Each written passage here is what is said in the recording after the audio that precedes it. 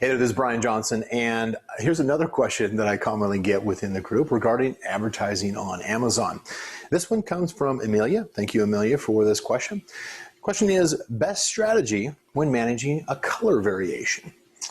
Best to push up spend for the new color or focus more on the product with good sales history? Great way to frame that. That's actually good because it suggests, of course, that you started out maybe with one, you've got some experience with your product variations.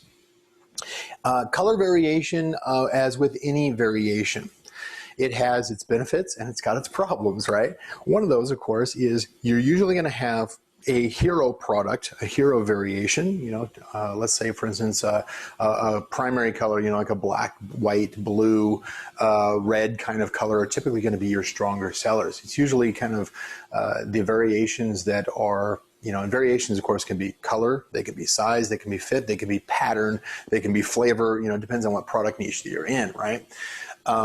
Generally, what I do on that is I look at I pick my battles on that one. I'm a big fan of Pareto principle, the 80-20 rule.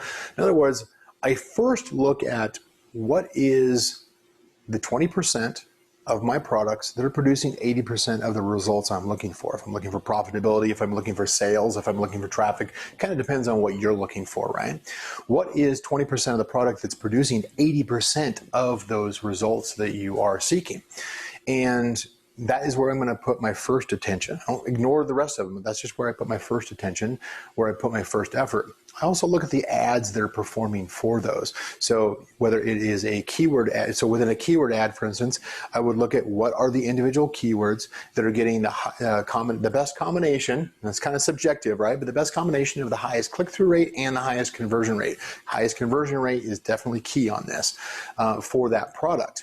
Now, not every keyword is going to convert well for this product. If you've got one that converts okay, but is not really, doing great for that particular product, maybe try one of your other variations. Run a keyword that converts or is not even getting ad impressions, for instance.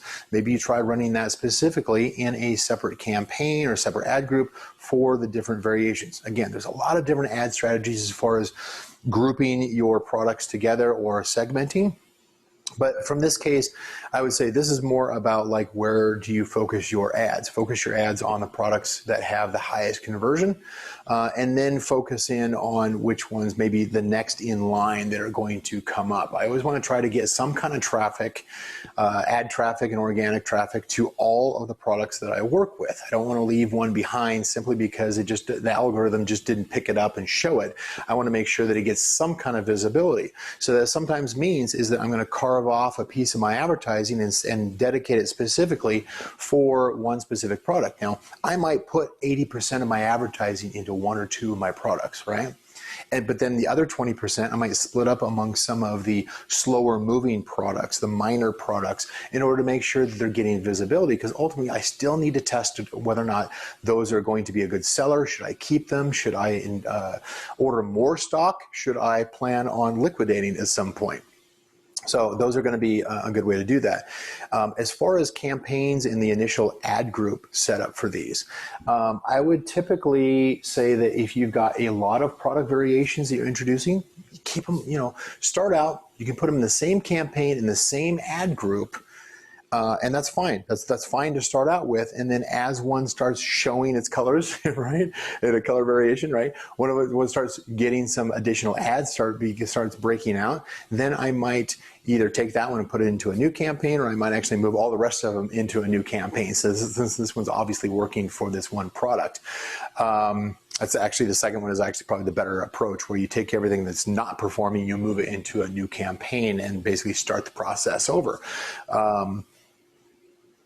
There are you certainly, on any kind of a product launch, if you've got a new color that you're introducing, you're basically in launch mode, right? So you're going to be using you probably put it into a launch campaign that has the right campaign bidding strategy for a launch.